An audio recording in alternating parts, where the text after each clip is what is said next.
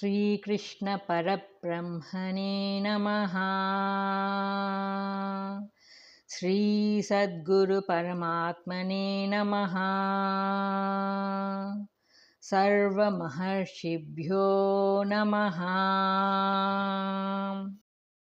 The Lord concludes this part of the discourse on various yajnas. 32nd sloka.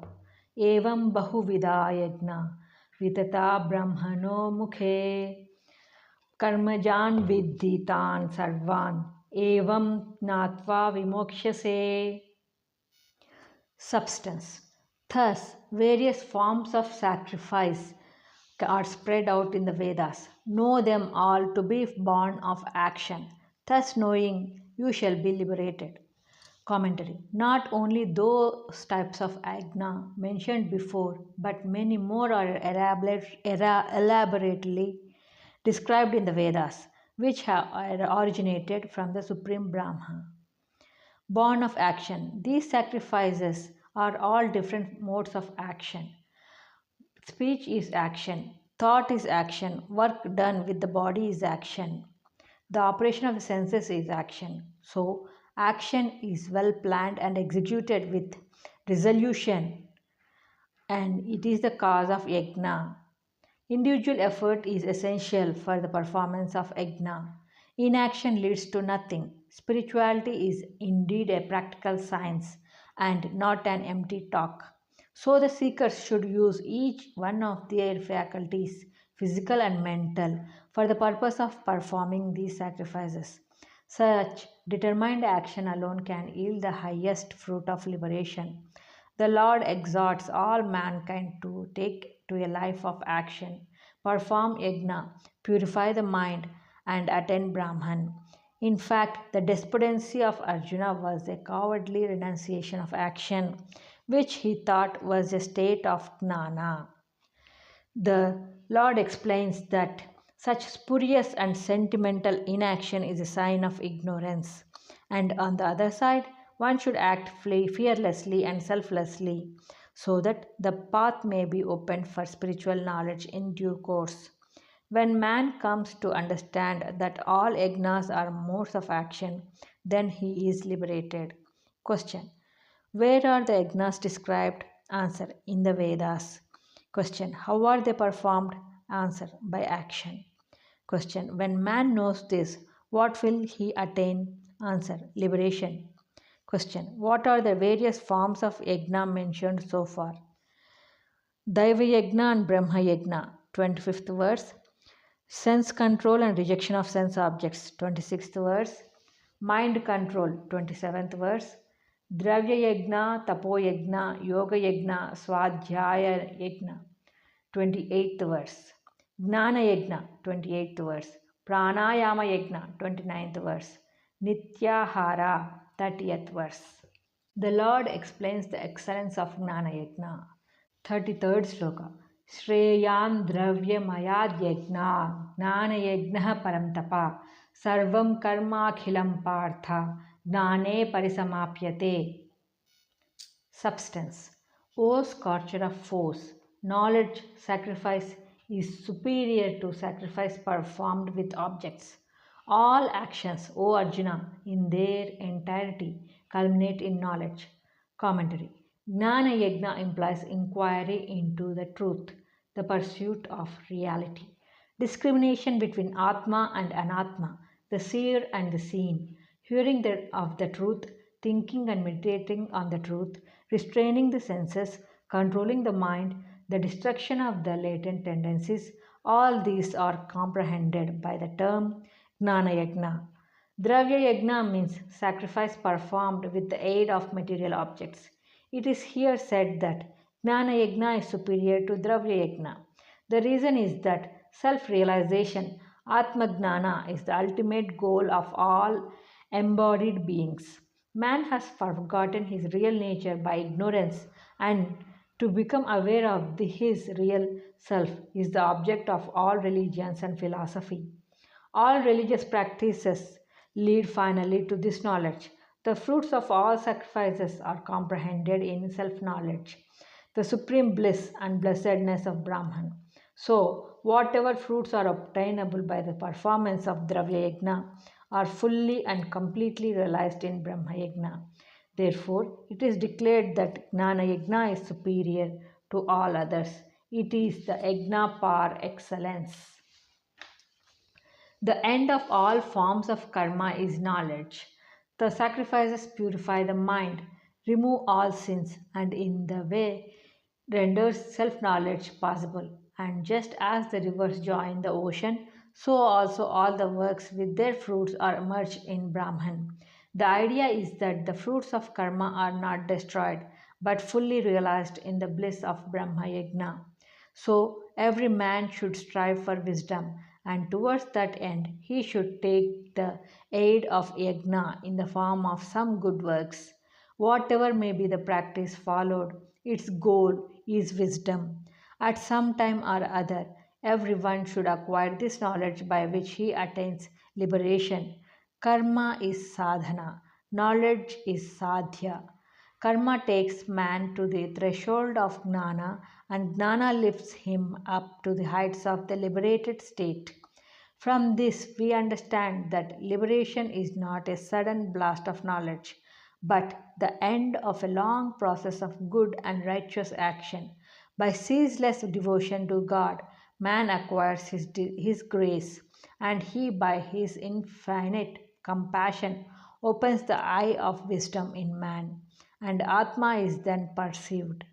Even after self realization, some wise men continue to work for the benefit of humanity.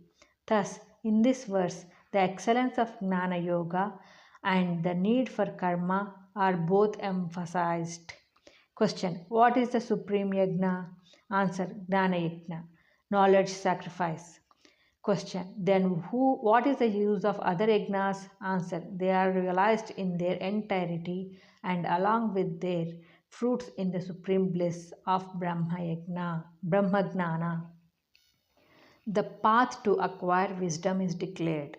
34th sloka. Tadvidhi pranipatena pariprashnena sevaya upadekshyanti te gnanam gnanina tattvadarshinaha. Substance. Know that knowledge by long prostration, question, and service to the Master, the sages who have realized the truth will instruct you in that knowledge. Commentary. In the previous verse, the excellence of Gnana is declared. The question how and from whom such knowledge could be attained is answered here. The seeds of truth. Brahma Gnana can be obtained only from the sages who have directly perceived the truth. They are men who have realized the self and transcended all the doubts and complications of earthly life. They have seen the truth of the Vedas and Shastras. They have gone beyond them. Such men indeed are very rare, but they alone are qualified to instruct the aspirant of self knowledge. The Lord uses the term Tattvadarshinaha, the seeds of truth, to distinguish these from others who have only read about truth in books. Such book learning is far different from actual self realization. Truth is a direct experience. For such men, truth is as clear as material objects are clear to us. When one speaks of sages who have seen the truth, he should not imagine that truth is something external to them like a pole or a wall or a tree. Truth is not different from one's own self, which is also the self in every being. Thus, sages who are directly experiencing the self state are world teachers from whom the sincere aspirants obtain knowledge of Atma. What are the qualifications of the aspirant? Under what conditions would they receive the blessing of the Master? Three conditions are prescribed. First, the seeker should approach the Master in all humility and prostrate himself at the feet of the Master. Pranipatena. Pride and egotism should be utterly crushed when the seeker stands in the presence of the Master. The seeker may be a king ruling over millions of people, but the pride of position counts for nothing when he stands before the knower of Brahman. The seeker may be an intellectual giant, but supremacy of learning counts for nothing before the knower of Brahman. The seeker may belong to a high caste, but superiority of caste counts for nothing before a knower of Brahman.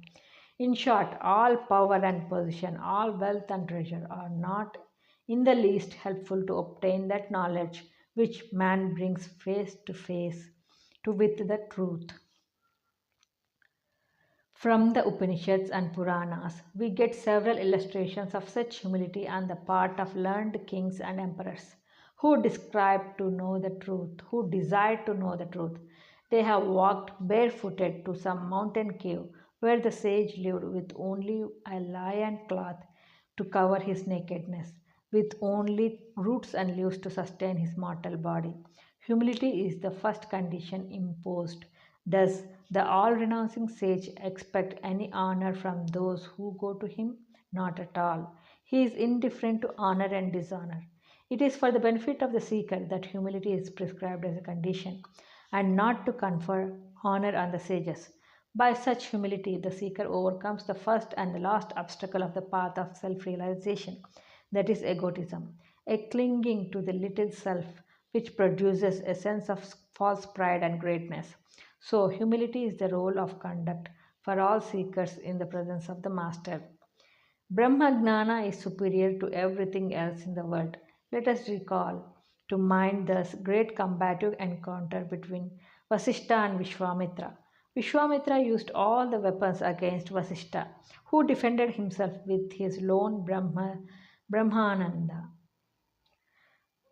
All the weapons were swallowed up by the Brahmadanda, or as the ocean swallows up all the floods in the world. Vishwamitra then understood the superior power of Brahman. The knower of Brahman has such power, but he never uses it. Against whom or for what purpose should he use it? The sage is embodied wisdom, is God Himself in the embodied state. So the seeker of knowledge should prostrate himself before the Master with a deep feeling of humility and obedience.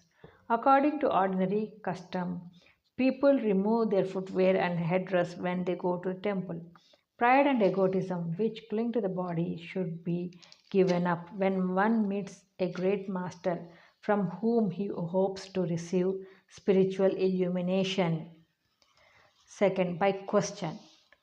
Having prostrated himself before the Master, the seeker should then humbly ask the Guru to teach him to clear his doubts, to lift him from the mine of delusion, to give him peace, and to help him to realize the truth. The aim of the seeker should be to receive light and not to test the Master's capacity, to argue with him or examine the depth of his scholarship. Such an arrogant attitude is futile. The master is not disturbed or perturbed by the puzzles and riddles of the questioner, but the seeker loses the very aim of his quest by foolish argumentation. The master knows by a single glance at the seeker what type of man he is, what doubts he has, what obstacles there are for him to overcome, and gives him suitable instructions. But he does so only when he is convinced about the sincerity of the seeker. Otherwise, the master can do nothing to communicate his knowledge to the disciple. So it is prescribed as the second condition that the seeker should humbly place his doubts before the master and accept his guidance. Third, by service. Service to the master is the third condition. Blessed are those who have opportunities to do such divine service, to wash the master's clothes, dry them and keep them ready for his use, to massage his feet, to prepare food for him, to bring fruits and flowers for him. Worship in these ways to serve the master and win his grace is the duty of the aspirant. It should be remembered that the master is not in need of somebody's service. It is meant only for the benefit of the disciple. It is an act of devotion. If the master employs him in some work, it is a blessing that the master confers on the aspirant. We come across instances of utterly illiterate persons rising to the heights of spiritual glory by simply devoted service to the master. Their love for the Guru is the open secret of self realization, and service works the miracles. When the seeker fulfills these conditions, the master, out of his mercy, instructs him in Brahmagnana. The right approach of the seeker induces the right spirit of the master.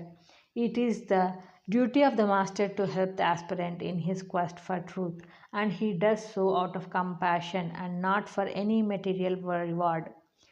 Those great masters are naturally full of pity for suffering humanity, and when people come to them loaded with sorrow and crushed by suffering, they are moved by cosmic compassion and do everything possible to save the stricken souls from sorrow and delusion. What is that the Master teaches truth, which they have known and seen, in which they have their life and being. This verse explains clearly the relationship between the Master and the disciple and the duties of each in relation to the other. We understand how the masters and disciples lived in ancient hermitages. Even today, there are masters of this type, if only the seeker is keen about his quest. The very power of the disciple's aspiration for knowledge will draw to him the right type of master from the unknown regions of the earth. This is the simple law of magnetism, and that no real aspirant need to be disheartened that he is not able to get the proper guru, master.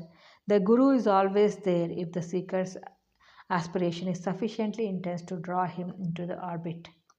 Here, a doubt may be created why Lord Krishna asks Arjuna to seek out a master and learn the truth. First, it may be that the Lord wants Arjuna to confirm his realization by instruction from the Guru. Second, it may be that the Lord is just describing the normal mode of spiritual instruction in the world. Question: from whom is knowledge obtained? Answer: from the great masters who have seen the truth.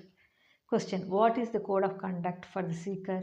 Answer: he should prostrate himself at the feet of the master, ask him for instruction in a humble manner, and serve him in all possible ways.